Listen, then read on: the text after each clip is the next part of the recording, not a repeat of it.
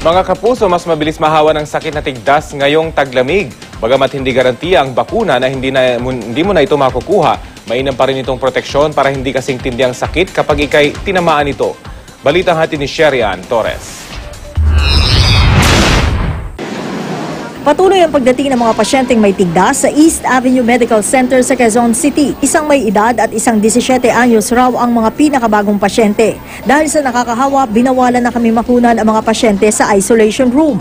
Taglamig daw ngayon kaya mas mabilis makahawa ang virus na dala ng tigdas. Ang pinakamadaling mahawa, ang mismong nagbabantay sa pasyenteng may tigdas. Kahit na simpleng rash po, kahit hindi po natin sigurado kung tigdas nga po ito, dumistansya na po kayo. Kung kailangan natin na nakamask tayo o kaya yung minsan kung hindi maiwasan na magbantay sa mga bata na gumamit na lang po ng mga long sleeves o kaya maghugas po ng kamay. Airborne ang virus kaya mas madaling masalin sa iba. Ang simpleng talsik daw kasi ng laway o sipon ng pasyente na madidikit sa ibang tao pwede na makahawa. Kaya dapat ugaliing maghugas ng kamay pagkatapos humawak o lumapit sa pasyente o di kaya'y maligo pagka-uwi ng bahay. At higit sa lahat, siguruhing nabakunahan ka ng anti-measles vaccine. Mismo mga eksperto na nakausap namin na nagsabi na walang eksaktong distansya na pwedeng sabihin para ikaw ay hindi mahawa sa isang may sakit na measles o tigdas. Depende rin daw yon sa direksyon ng hangin. Kung mula doon sa pinanggagalingan ng may sakit, papunta sa iyo ang direksyon ng hangin, maaari ka mahawa.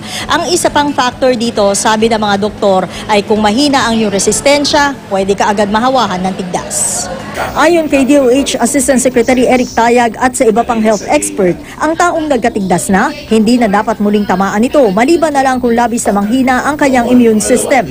Mahalaga ring malaman na bagamat hindi garantiyang hindi ka na magkakatigdas kapag nabakunahan ka na, proteksyon nito sa bagsik ng tigdas na mas malala ang epekto kapag tumama sa mga walang bakuna. Kung hindi pa nabakunahan, within 3 days, pwedeng bakunahan. Okay? Yung mga buntis, hindi pwede. Between isang bakuna at wala, lamang yung may bakuna. Doon sa mga nabakunahan, maski isang dose lang, kung magtigdas man yung bata o yung matanda, very, very mild po at saka walang komplikasyon. Ang mga batang 9 na buwan pataas dapat daw mabigyan ng anti-measles vaccine na susundan naman ng MMR o Measles, Mumps, Rubella vaccine pagdating niya ng 4 to 6 years old. Ang mga matandang di pa nagkakatigdas, pwede pa naman daw magpabakuna. Pero ito raw dapat ay sa mga pribadong hospital na at di na libre sa mga health center. Sabi pa ng DOH, hindi totoo na nakakatulong sa pasyenteng may tigdas na baluti na makapal na kumot dahil karaniwang mataas ang lagnat na may tigdas. Ang inang si Divina Aquino naniniwalang nakatulong sa 2 anak na nagkatigdas ang pagpapakain ng itlog at ang pagpunas ng kulantro. Kahit anong malansa, ipain mo sa bata, itlog, mas maganda kung itlog kasi lalabas lahat yan. Pwede mo na siyang punasan ng kulantro.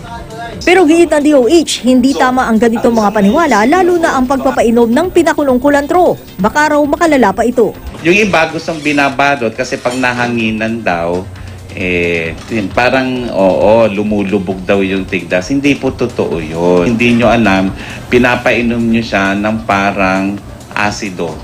Okay? So nasusunog yun yung daanan ng pagkain o nung lalamunan po. Sherian Torres, GMA News.